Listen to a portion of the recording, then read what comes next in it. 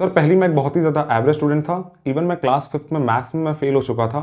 But उसके बाद मैंने कुछ चीज़ों को मैंने अप्लाई किया और वो चीज़ को अप्लाई करने के बाद मैंने क्लास टेंथ में 90.3% मैंने स्कोर किया। देन मैंने जेई मेंस मैंने 2 बार क्लियर किया, एक बार क्लास ट्वेल्थ के साथ और एक बार ड्रॉप ईयर में। सो मैं तुमको कुछ ऐसी चीज़ें बताने वाला हूँ जो कि मैंने फॉलो किया, जिसके कारण मैंने जेई एग्जामिनेशन क्रैक किया, और कुछ ऐसे मिस्टेक्स जो कि मैक्सिमम लोग करते हैं जिसके कारण वो लोग एग्जामिनेशन को क्रैक नहीं कर पाते हैं। सबसे पहली चीज़ जो कि तुमको करनी है वो ये है कि तुमको एटलीस्ट हर चैप्टर का 6 टाइम्स तुमको रिवीजन करना है। देखो यार, जब मैं एक एवरेज स्टूडेंट था तो मैं एक चैप्टर को एक बार पढ़ता था, 2 बार पढ़ता था, और मेरे को ये लगता था कि मैं एग्ज़ाम में टॉप कर दूंगा।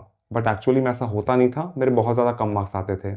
और मैक्सिमम टॉपर्स लोग ये करते हैं कि वो लोग हर एक चैप्टर का मिनिमम 6 टाइम्स रिवीजन कर चुके होते हैं। फॉर एग्जाम्पल, जो एक टॉपर स्टूडेंट होता है वो स्टार्टिंग से सीरियस रहता है, तो फिर जैसे ही तुम्हारे स्कूल में एग्जामिनेशंस आते हैं, लाइक फॉर एग्जांपल तुम्हारा पीटी एग्जामिनेशन आया तो फिर उसका एक बार रिवीजन हो गया, तुम्हारा पीटी 2 आया उसका फिर से रिवीजन हो गया, तुम्हारा हाफ ईयरली आया उसका फिर से रिवीजन हो गया, देन तुम्हारा प्रैक्टिकल एग्जामिनेशन आया उसका फिर रिवीजन हुआ। ऐसे करते करते करते करते वो एक चैप्टर को मल्टीपल टाइम्स वो रिवाइज कर चुका होता है, और इसलिए फाइनल एग्जाम के दिन उसका बहुत ही ज़्यादा अच्छा स्कोर आता है, बिकॉज जो भी कंसेप्ट है वो उसके लॉन्ग टर्म मेमोरी में जा चुका होता है।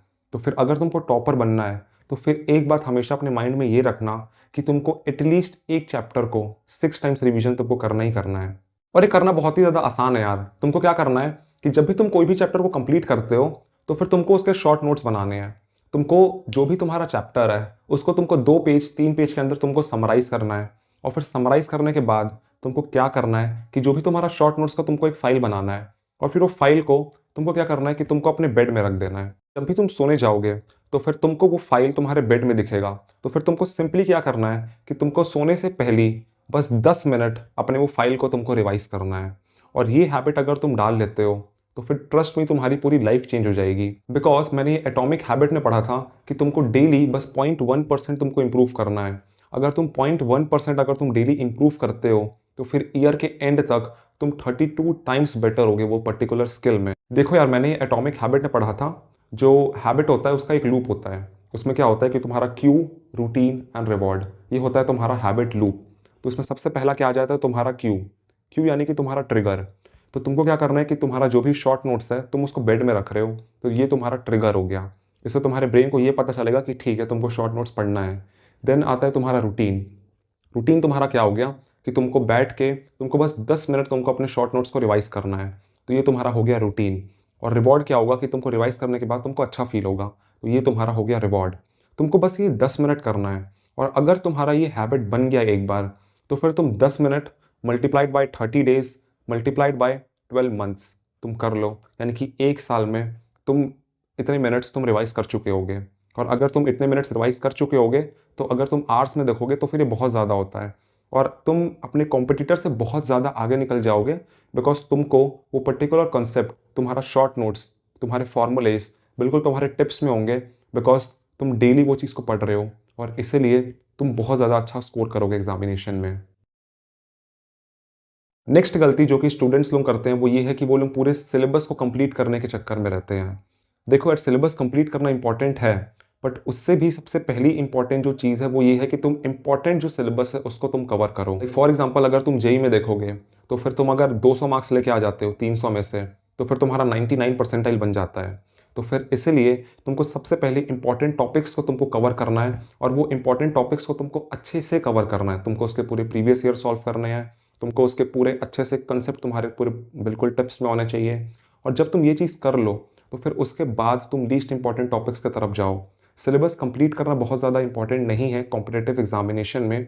अगर तुम 80% ऑफ द सिलेबस को तुम अगर अच्छे से कवर कर लेते हो तो फिर तुम आराम से कोई भी कॉम्पिटेटिव एग्जाम तुम क्रैक कर सकते हो। नीट में एक अलग केस हो जाता है, बट जेई और जेई एडवांस में, स्पेसिफिकली जेई एडवांस में सिलेबस कंप्लीट करना इंपॉर्टेंट नहीं है। तुमको कम सिलेबस तुमको कितना अच्छे से आता है ये बहुत ज़्यादा इंपॉर्टेंट है जेई एडवांस में स्पेसिफिकली। सो इंपॉर्टेंट टॉपिक्स पता करने के लिए तुमको क्या करना है कि जो भी तुम्हारा पास्ट ईयर का पेपर है उसको तुम चैट जीपीटी में डाल दो, और फिर तुम टॉपिक्स को नोट डाउन करते जाओ, और तुम ये लास्ट 10 ईयर्स के पेपर के साथ कर लो। तो फिर तुमको पता चल जाएगा कि कौन सा टॉपिक्स है जो कि सबसे ज़्यादा रिपीट हो रहा है, तो फिर वो तुम्हारा मोस्ट इंपॉर्टेंट टॉपिक्स है, और वो मोस्ट इंपॉर्टेंट टॉपिक्स को तुमको सबसे पहले कवर करना है, और उसके बाद देन तुमको लीस्ट इंपॉर्टेंट टॉपिक्स की तरफ जाना है, और फिर जो मोस्ट इंपॉर्टेंट टॉपिक्स है उसके तुमको शॉर्ट नोट्स बनाने हैं, और फिर तुमको वैसे ही रिवीजन करना है जैसे मैंने तुमको स्टार्टिंग के स्टेप में बताया। नेक्स्ट मिस्टेक जो कि स्टूडेंट्स लोग करते हैं वो ये है कि वो लोग बैकलॉग फॉर्म कर लेते हैं। सबसे बड़ा मिस्टेक जो कि तुम ऑनलाइन स्टडिंग में कर सकते हो वो ये है कि तुम एक बैकलॉग फॉर्म कर लो। ट्रस्ट मी, अगर तुम एक बैकलॉग फॉर्म करते हो, वो एक बैकलॉग कैसे कैसे तुम्हारा 10 होगा, कैसे कैसे 100 होगा, तुमको पता भी नहीं चलेगा, और तुम्हारा पूरा सिलेबस तुम्हारा इनकम्प्लीट रह जाएगा। देखो यार, बैकलॉग तो फॉर्म होने ही मत दो, और ये चीज़ तुम कर सकते हो लाइव लेक्चर्स को देख के, बिकॉज लाइव लेक्चर में क्या होता है कि तुम्हारा एक डिसिप्लिन मेंटेन्ड होता है। मोस्ट ऑफ द जो अगर तुम ऑनलाइन बैचेस देखोगे तो फिर तुमको रिकॉर्डेड लेक्चर्स भी मिल जाते हैं, तो फिर तुम्हारा ब्रेन तुमको ये एक्सक्यूज़ देगा कि यार बाद में मैं रिकॉर्डेड देख लूँगा, अभी देखने का मन नहीं कर रहा है। तो फिर अगर तुम ये वो एक्सक्यूज़ में चले गए तो फिर तुम्हारा बैकलॉग फॉर्म होगा, और फिर तुम बहुत बड़ा बैकलॉग वो बन जाएगा धीरे धीरे करके। तो फिर ये एक्सक्यूज़ को हटाने के लिए एक रूल है, that is called as the 2 minute rule, जो कि तुम फॉलो कर सकते हो। 2 मिनट रूल ये बोलता है कि जो भी तुम्हारा टास्क है उसको तुमको 2 मिनट के अंदर में तुमको स्टार्ट कर देना है। देखो यार, जो भी हैबिट्स होता है उसको स्टार्ट करना सबसे ज़्यादा मुश्किल होता है। अगर तुमको रनिंग में जाना है तो फिर रनिंग करना मुश्किल नहीं है। जब तुम बेड से उठ के तुम रनिंग शूज़ पहन के जब तुम स्टार्टिंग के जब तुम 10 कदम लोगे, वो सबसे ज़्यादा मुश्किल होता है। तो फिर अगर तुम वो 10 कदम ले लेते हो तो फिर उसके बाद तुम रनिंग कर लोगे। सेम स्टडीज़ में भी होता है। देखो यार, पढ़ना मुश्किल नहीं है, बट तुम बेड से उठ के वो स्टडी टेबल में बैठ के वो स्टार्टिंग का 10 लाइन पढ़ना, वो स्टार्टिंग के वो जो स्टार्टिंग का इनिशियल लेक्चर देखना, वो सबसे ज़्यादा मुश्किल होता है। अगर तुम वो कर लेते हो तो फिर उसके बाद ऑटोमेटिकली तुम 25 मिनट, 30 मिनट, 1 घंटा, डिपेंडिंग अपॉन तुम्हारा फोकस स्पैम कितना बड़ा है, डिपेंडिंग अपॉन दैट तुम कवर कर लोगे, तुम पढ़ाई कर लोगे। बट सबसे इंपॉर्टेंट चीज़ वो होता है कि तुमको बैठना है स्टडी टेबल में आके, ये सबसे मेन चीज़ है। अगर तुम बैठ जाते हो तो फिर तुम अपने आप तुम पूरा लेक्चर देख लोगे, अपने आप तुम्हारा बैकलॉग बनेगा ही नहीं। तो इसके लिए तुम 2 मिनट रूल का तुम फॉलो करो। सो तुमको क्या करना है कि तुमको 2 मिनट्स रूल तुमको अप्लाई करना है। इसमें तुमको क्या करना है कि तुमको अपने ब्रेन को ये बोलना है कि जो भी तुम्हारा टास्क है इसको तुम बस 2 मिनट के लिए करोगे। तुमको 2 मिनट के अंदर उसको स्टार्ट कर देना है, बस टास्क को करना।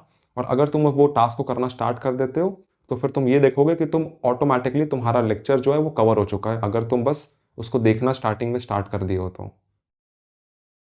नेक्स्ट सबसे बड़ी मिस्टेक जो कि स्टूडेंट लोग करते हैं वो ये होता है कि वो लोग मॉक टेस्ट नहीं देते हैं, वो लोग टेस्ट को एनालाइज नहीं करते हैं। देखो यार, कभी भी तुम्हारा सिलेबस 100% कंप्लीट नहीं होने वाला है। कभी भी तुमको ये नहीं लगेगा कि तुम 100% कॉन्फिडेंट हो एग्जाम को लेके। तुम्हारा माइंड तुमको हमेशा ये एक्सक्यूज़ देगा कि यार अभी तो मेरा सिलेबस ही कंप्लीट नहीं है, अभी मैं टेस्ट दे के क्या ही कर लूँगा। देखो यार, टेस्ट दो। अगर तुम्हारा 70-80% अगर तुम्हारा सिलेबस कंप्लीट हो चुका है तो फिर तुम टेस्ट दो। इससे तुमको ये पता चलेगा कि वो 70-80% सिलेबस में तुम कहाँ पास तुम मिस्टेक कर रहे हो, क्या चीज़ तुम गलती कर रहे हो। और फिर तुम टेस्ट को देने के बाद तुम टेस्ट को एनालाइज भी करो। ये सबसे ज़्यादा इंपॉर्टेंट है कि तुम कहाँ गलती कर रहे हो, ये तुमको पता होना चाहिए।